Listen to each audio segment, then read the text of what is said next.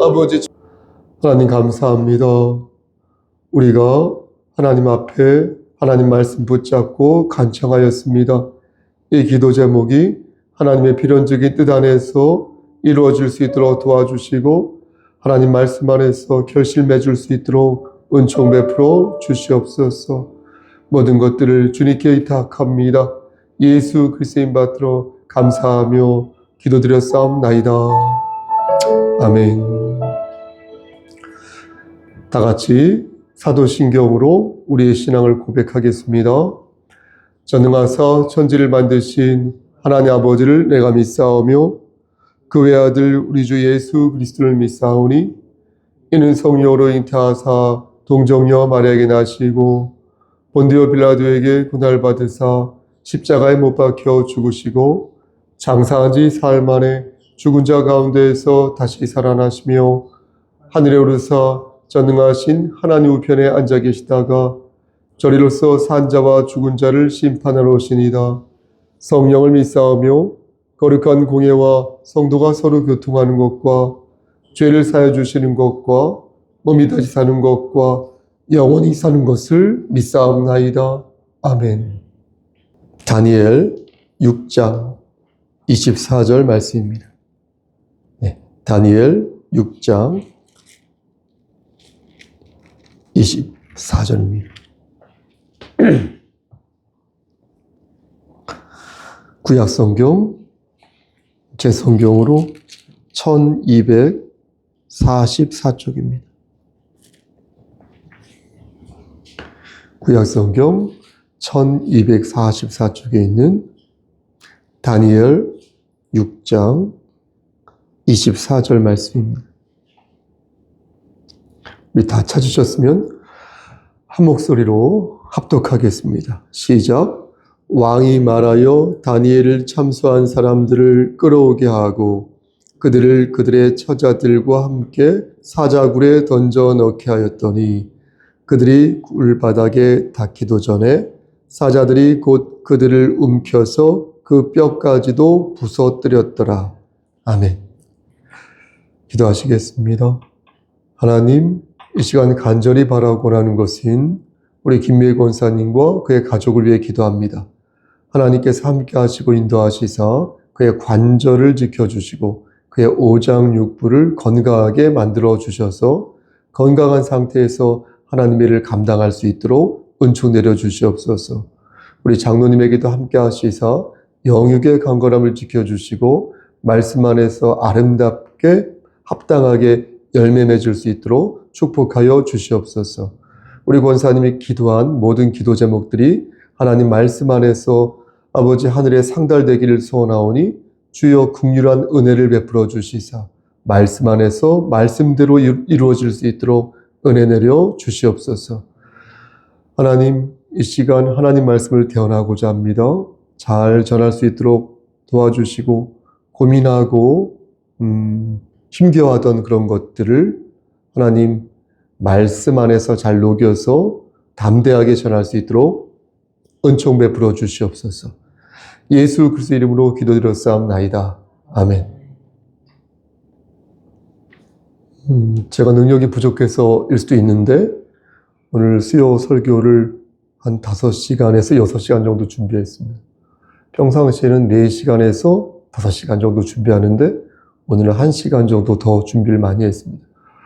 그렇다고 말씀을 제 경험상 은혜롭게 전하는 것이냐? 그런 것 같지는 않습니다. 성령님께서 인도하시는 대로 가시는데 시간이 좀 더 걸린 것은 그만큼 말씀을 준비하면서 고민을 한 부분이 많이 있었기 때문에 그렇습니다. 여하튼 성령님께서 말씀을 들어 사용하여 주시기를 소원합니다. 저는 작년 12월부터 다니엘을 본문으로 수요 강설을 하고 있습니다. 지난주에는 5장 맞죠? 5장을 본문으로 말씀을 전하였는데요.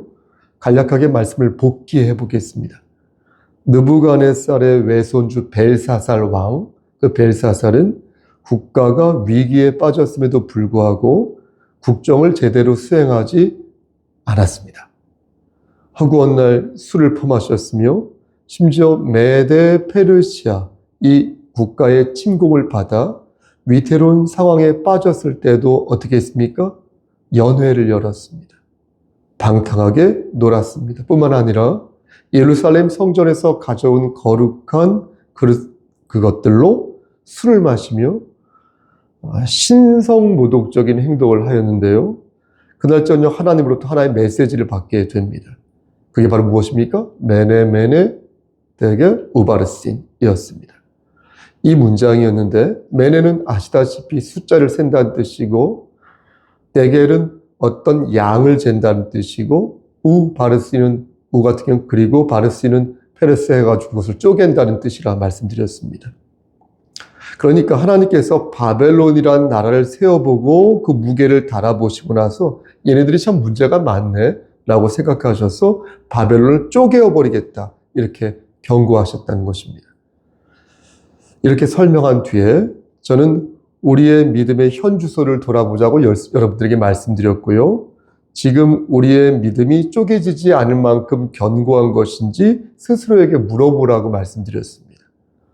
혹시 하나님 말고 다른 신을 여러분들이 섬기고 있지는 아니한지, 그래서 재물과 권력과 기타 많은 욕망으로 그 우상을 새기고 있지는 아니한지 여러분 자신에게 스스로에게 물어보시라 이렇게 말씀을 전하였습니다. 그러면서 바라건대 오직 하나님만 경외하는 자가 되어서 쪼개지지 말고 반드시 이기는 자가 되어 바로 서기를 바란다 이렇게 말씀을 마무리하였습니다.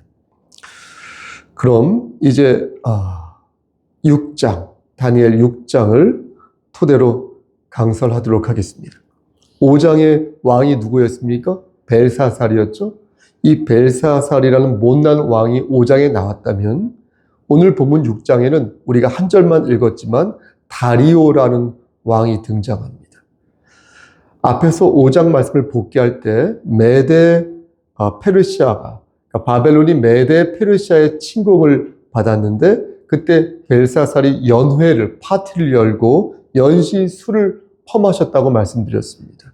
결국 바벨론은 그 전쟁에서 패하게 되어서 역사의 뒤안길로 사라지게 되고요. 그 지역을 이 메데 페르시아 왕 고레스가 통치하게 되는데 여러분 페르시아가 워낙 넓지 않습니까? 꽤 넓지 않습니까?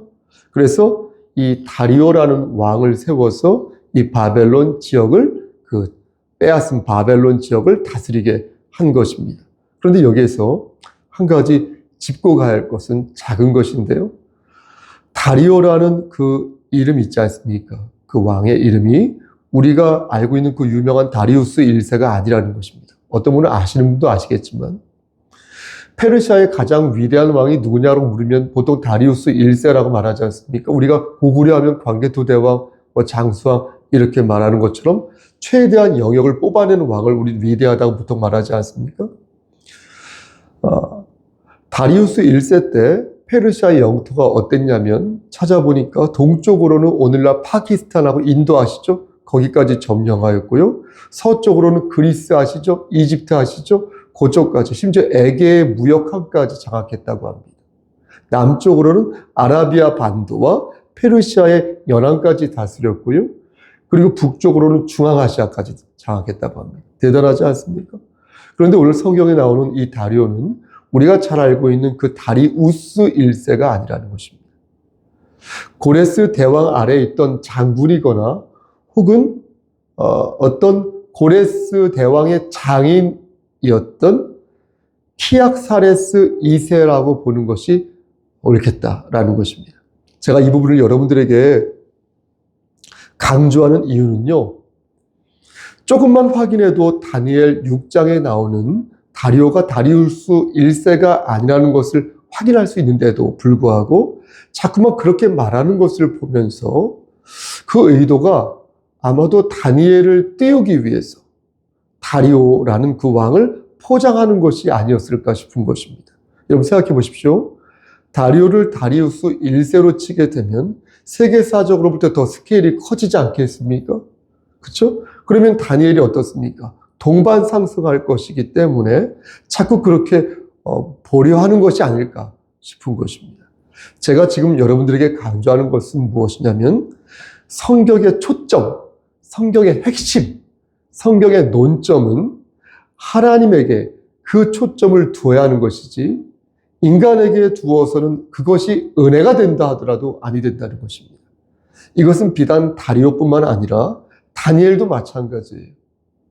성경은 하나님의 계시인 것이지 인간의 이미지를 고양하거나 아니면 영웅화시키는 것이 성경이 기술된 목적이 아니라는 것입니다. 그러므로 격가지로 말할 수 있겠죠. 격가지로 우리가 다니엘처럼 성도님들 이렇게 합시다. 다니엘처럼 어떻게 합시다. 이렇게 격가지로 말할 수는 있겠지만 여러분 그게 강설의 말씀의 본류가 되어서는 아니 된다는 것입니다. 성경의 메시지는 하나님의 말씀에 있지 거듭 말씀드리지만 인간의 이미지를 고양하거나 인간을 영웅화시키는데 있지 아니하다. 이 부분을 여러분들에게 힘주어 말씀드리는 것입니다. 성경을 읽고 나서 제가 말씀을 적용을 하려고 노력하는데 제가 그 말씀을 적용하는 게 힘든 이유가 바로 여기에 있습니다. 성경을 인간의 교훈으로 생각하면 사실 쉽습니다. 적용하는 거. 어렵지 않습니다. 착하게 잘 삽시다. 반듯하게 잘 삽시다. 열심히 잘 삽시다. 어떻게 합시다. 이렇게 하면 되거든요. 쉽죠. 하지만 하나님의 뜻을 적용해야 되니까 이게 어려운 것입니다. 실천하는 것도 물론 더 어렵지만 그것을 적용하여서 해석하는 게 너무 어렵다는 것입니다. 이러한 맥락에서 6장 줄거리를 여러분들에게 정리하여 말씀드리면 이렇습니다. 메데 페르시아 왕 다리오는 바벨론을 다스리면서 다니엘을 수석 총리로 임명합니다. 총리가 3명이었거든요. 수석 총리, 그 중에서 가장 높은 수석 총리로 임명을 하려 하였는데 이에 시셈이 난 다른 두 총리 2명과 몇 명이죠? 120명의 고관들이 다니엘을 죽일 음모를 꾸밉니다. 그래서 수작을 부리는데 다니엘이 하루에 3번씩 하나님께 기도하는 것을 보고요. 30일 동안, 며칠 동안요? 30일 동안 다리오 왕 외에 다른 신들에게 무엇을 구하는 자는 즉각 그를 어디에 집어넣기로 하겠다? 사자굴에 집어넣기로 하겠다. 이렇게 왕에게 허락을 받습니다.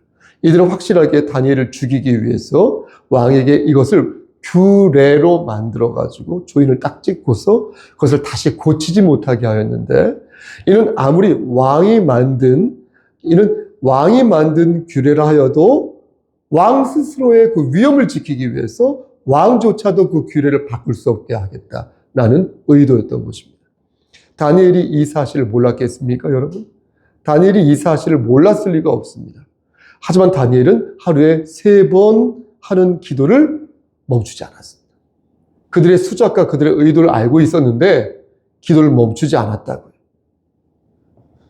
이것은 왕의 규례를 정면으로 거스르는 것이었습니다. 위반하는 것이었습니다. 여기서 우리는 2가지 질문을 할 수 있습니다. 하나는 좀 쉬운데요. 첫 번째 질문은 왜 다니엘은 하루에 3번이나 기도를 한 것일까? 그리고 2번째 질문은 왜 다니엘은 기도를 멈추지 않은 것일까? 이 부분입니다. 하루에 3번 기도하는 것은 쉽게 답할 수 있습니다. 유대인의 전통이었기 때문입니다. 시편 55편 17절 말씀을 보면 유대인들이 저녁과 아침과 점심, 그러니까 아침, 점심, 저녁 이렇게 기도하였다는 말씀이 나옵니다. 그래서 그 전통에 맞추어 다니엘이 기도한 것입니다. 그럼 꼭 그때 기도해야 될까요? 아침, 점심, 저녁? 그러니까 하루에 3번 시간에 맞추어서 기도하지 않으면 어떤 제재나 징계를 받게 될까요? 그렇지는 않습니다. 이것은 하나의 습관이에요. 하나의 생활이고 루틴입니다. 개인의 신념일 뿐인 것이지 그렇게 하지 않는다고 해서 법적인 제재를 가하거나 아니면 신앙적으로 지탄을 받는 것은 아닙니다. 이슬람 종교 같은 경우는 어떤지 아십니까? 이슬람 종교는 하루에 5번 기도, 원래 50번이었는데 나중에 이렇게 해서 5번 줄었는데 어쨌든 하루에 5번 기도하는데 그들 역시 마찬가지로 그것을 지키지 않았다고 해서 징계를 받거나 신앙적으로 지탄을 받는 것은 아닙니다. 그럼 자연스럽게 두 번째 질문으로 넘어가게 되는데 왜 다니엘은 기도를 멈추지 않았던 것일까요? 신앙적으로도 징계받거나 지탄을 받는 것도 아닌데 왜 그렇게 어금니를 꽉 깨물면서 끝까지 하나님께 기도를 했던 것일까요? 전 이 부분을 앞에서 말씀드린 것처럼 많이 고민했습니다. 왜 다니엘은 기도를 멈추지 않은 것일까? 여러분들이 어쩌면 마음속으로 뭘 그걸 목사님이 돼가지고 걱정하십니까? 이렇게 생각하실 수도 있어요. 그래서 저는 고민했습니다. 꼭 그래야 했을까? 한 번 밀리면 끝이니까 초전에 박살을 내야겠다는 그런 심사로 처음부터 끝장을 본 것일까? 끝장을 보려 한 것일까? 그런데 꼭 그래야 했을까? 우린 이 대목을 하나님 편에서 생각해야 되겠습니다. 다니엘의 철두철미한 계획과 신념 차원에서 이 부분을 생각한다면 다니엘의 행동이 자칫 목리처럼 보이기 때문에 그렇습니다. 심술, 완고한 고집 센 사람. 지금 다리오 왕이요. 여러분 보십시오. 지금 다리오 왕이 하나님 앞에 구하지 말고 나에게만 절하라고 말한 게 아니잖아요. 예? 또 지금 다리오 왕이 영원토록 네가 하나님 앞에 구하지 말고 내 자신에게만, 다리오 자신에게만 구하라고 말한 거 아니지 않습니까? 그러면 30일 정도 쉬었다가 갈 수도 있는데 다니엘은 바득바득 끝까지 자신의 기도 생활을 고집한 것입니다. 여러분 그렇지 않습니까? 이건 제3자가 볼 때 무척 이기적이고 심술 맞은 목리 같은 거 아닙니까? 그렇게 보일 수 있는 거 아니겠습니까? 보일 수도 있는 거 아닙니까? 제가 이 부분을 이해하기 쉽게 조금 풀어서 여러분들에게 한번 설명해 보겠습니다.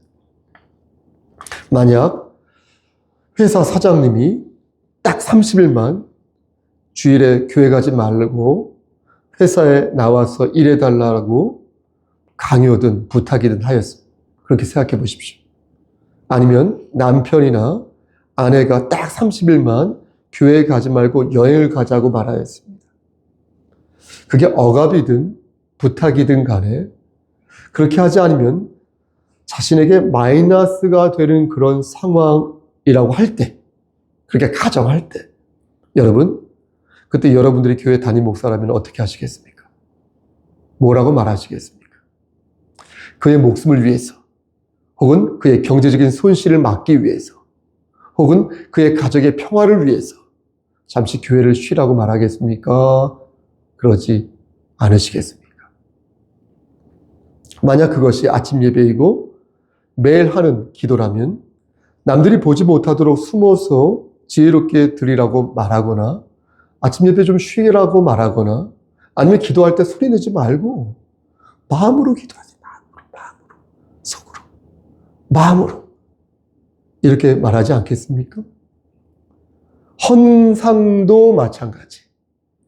지혜롭게 행동해가지고요, 집사님, 권사님 등등등등 당분간이라고 하였으니까요, 당분간이라도 하지 말라고 여러분 말하지 않겠습니까? 그런데 다니엘은 그렇게 하지 않았다는 것입니다. 10절 말씀을 보면, 여러분 10절 말씀 보시겠습니까? 예루살렘으로 향한 무엇을 열고? 창문을 열고. 전에 하던 대로 하루에 아침, 점심, 저녁으로 몇 번? 3번. 3번 기도하였으니 창문을 열었다는 것은 뭡니까? 나 좀 봐주세요라는 것일 수도 있지 않겠습니까? 이것은 남들이 보는 것에 대해서 최소한 전혀 개의치 않는다라는 표시 아니겠습니까? 이는 다니엘을 고발하기 위해 진을 치고 있던 두 총리와 그리고 120명의 고관들이 이 사실을 이미 알고 있었다는 것이니 이것은 마치 뭐라고 하죠, 여러분? 그거 약속 대련을 하듯이 한판 붙자는 것과 뭐가 다릅니까? 그러니 하나님의 편이 아니라 다니엘의 편에서 보면 이게 목리이거나 아니면 완고한 사람이 대책 없이 행동하는 것처럼 보일 수 있는 것입니다. 그래서 다시 묻게 되는 거예요.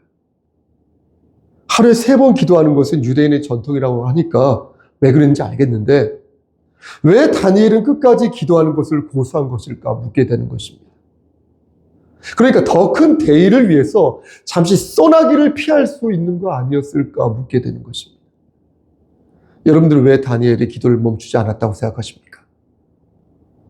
우린 이 부분을 사람의 편이 아니라 하나님의 편에서 생각해야 되겠다는 것입니다. 사람의 편에서 생각하면 다니엘은 기도의 습관을 멈추지 못해서 그런 거라고 말할 수 있을 것입니다. 창문을 열고 기도한 것도 뭐지요? 해볼 테면 해봐라 하는 막무가내식으로 그러한 전략으로 이해할 수 있을지도 모르겠습니다. 그리고 신앙인의 용기라 이렇게 말할 수도 있을지 모르겠습니다. 하지만 하나님의 편에서 생각하면 그렇지 않습니다. 그것은 하나님의 주권을 드러내기 위한 방편이었다라는 것입니다. 한 개인의 고집스러운 행동이 아니라 어려운 상황에서 하나님의 주권과 하나님의 능력을 다리오 그리고 메데 페르시아에 보여줄 수 있는 절호의 기회였다고 다니엘은 생각한 것입니다. 그래서 다니엘은 기도를 멈추지 않았던 것입니다. 지금까지 하나님께서 나를 인도하시고 나를 지켜주셨으니 이 순간에도 나와 함께 하시고 나를 책임지실 것이라는 뭐죠? 굳건한 신뢰, 그런 믿음, 그런 표시로 다니엘은 기도를 멈추지 아니하였던 것입니다.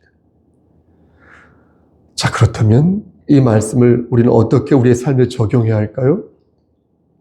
앞에서 제가 예시를 든 것처럼 회사 사장님이 딱 30일만 주일에 교회에 가지 말라 하고 남편이나 아내가 30일만 교회에 가지 말라고 말할 때 우리는 어떻게 해야 하는 것이 합당할까요?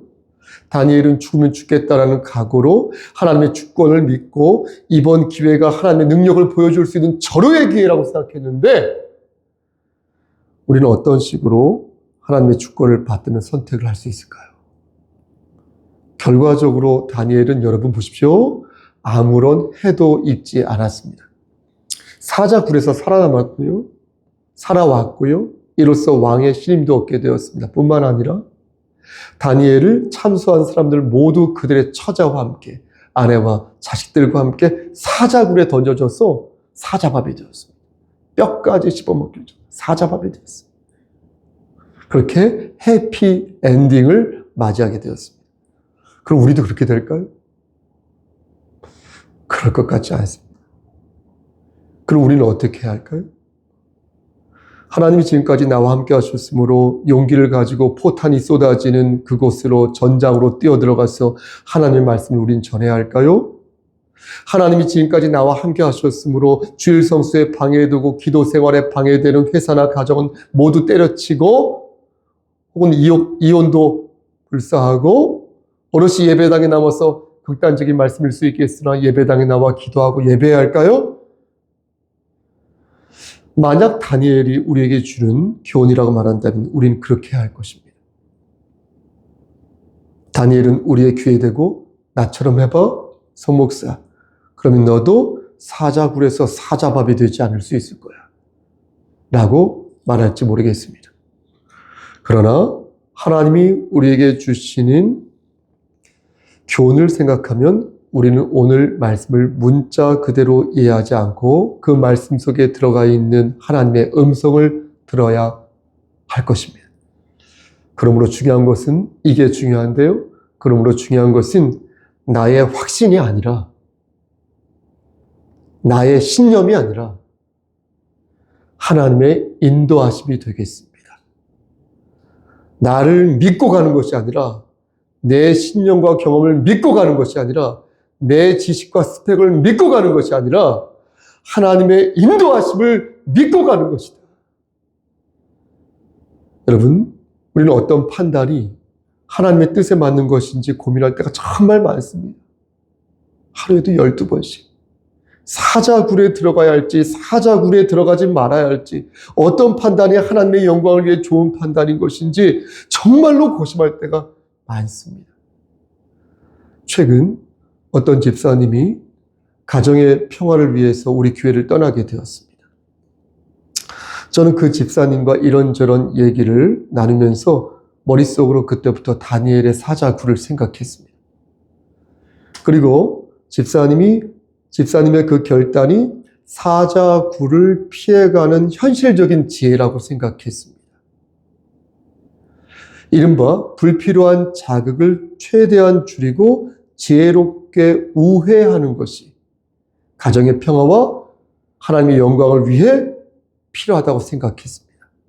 그래서 오랜 시간 그를 설득하지 않았고 이 과정에서도 성령 하나님의 역사하심이 있었다고 믿고 있습니다. 그리고 몇 주에 걸쳐서 그 역사하심에 대해서 계속 제 나름대로 되뇌이고 생각해 보았습니다. 혹시 나는 그가 우리 교회로 돌아오는 것만이 성령님의 역사하심이라고 보고 있지는 아니한가? 남편과 같이 오면 좋고 남편이 안 와도 이전처럼 신앙생활하는 것만이 성령 하나님의 역사하심이라고 나는 보고 있는 것이 아닌가? 그간 여러 성도들, 꽤 많은 성도들이 우리 송석교회를 거쳐갔는데 그들이 모두 우리 교회로 다시 돌아와서 같이 함께 신앙생활하는 것이 성령님의 역사라고만 본다면, 반대로 그렇지 않고 다른 곳에서 다른 스토리로 열심히 혹은 게으르게 혹은 부지런하게 혹은 이전보다 더 어쨌든 신앙생활하는 것도 성령님의 역사하심으로 봐야 하는 것이 아닐까라는 생각을 하였습니다. 사랑하는 우리 승속교회 성도 여러분, 성령님의 역사를 내 교회 위주로 생각하지 마시라는 거예요. 성령님의 역사를 내 본위로 생각하지 마시라는 거예요. 성령님의 역사를 내 이해관계로 생각하지 말라는 거예요. 그렇게 보지 마시고 하나님의 넓고 깊으신 경륜 안에서 하나님의 뜻을 먼저 물으셔야 한다는 것입니다. 이른바 하나님의 뜻대로 이루어지기를 바라는 마음을 우리가 가질 때 우리는 비로소 성숙한 그리스도인이 될 수 있으니 넓고 깊은 하나님의 뜻을 넓고 깊게 이해하도록 힘써야 한다는 것입니다. 사랑하는 성도 여러분, 다니엘의 사자굴과도 같은 사건은 거의 일어나지 않습니다. 하나님이 나를 지키시면 적군이 쏜 총알도 나를 비켜갈 것이라고 생각하는 것은, 이 말씀을 토대로 그것을 가르치는 것은 무리입니다. 그것은 성령 하나님의 역사하심을 내 뜻대로 그 교회 본의대로 잘못 적용하는 것입니다. 성령의 기적 같은 역사를 여러분 의심하라는 말씀이 아닙니다. 제가 뭐라고 그렇게 감히 말씀드릴 수 있겠습니까? 성령의 역사하심을 내 마음대로 이해하고 적용하지 말라 말씀드리는 것이니 가장 현명하고 가장 용기 있는 판단을 할 수 있도록 우리는 성령 하나님께 우리의 모든 근심과 우리의 모든 소원을 의탁해야겠습니다. 말씀 마칩니다. 저는 오늘 이렇게 우리가 수요 예배를 드리고 있지 않습니까? 이 수요 예배를 함께 드리는 것도 성령님의 인도하심이 있었기에 가능한 것이라 믿습니다. 바라건대 이곳이 사자굴이 아니라 생명과 평강이 넘치는 귀한 자리였기를 바라며 전국적으로 주 안에서 승리하는 여러분 되시기를 주님 이름 받들어 간절히 축원합니다. 아멘. 기도하시겠습니다. 하나님, 결국은 모든 것들을 하나님께 의탁할 수밖에 없는 우리의 부족함을 고백합니다. 하나님, 우리는 한 치 앞도 내다볼 수 없고 지금 하고 있는 것도 사실 맞는 것인지도 모르겠습니다. 그러나 하나님께서 우리를 사랑하심으로, 하나님께서 우리를 선택하셨으므로 전국적으로 우리가 주 말씀 안에서 이기는 자가 될 줄 믿습니다. 하나님, 우리는 무조건 하나님을 의지하게 싸우니 성령님께서 우리에게 지혜를 더하여 주시고 우리를 바른 길로 선도하여 주시옵소서.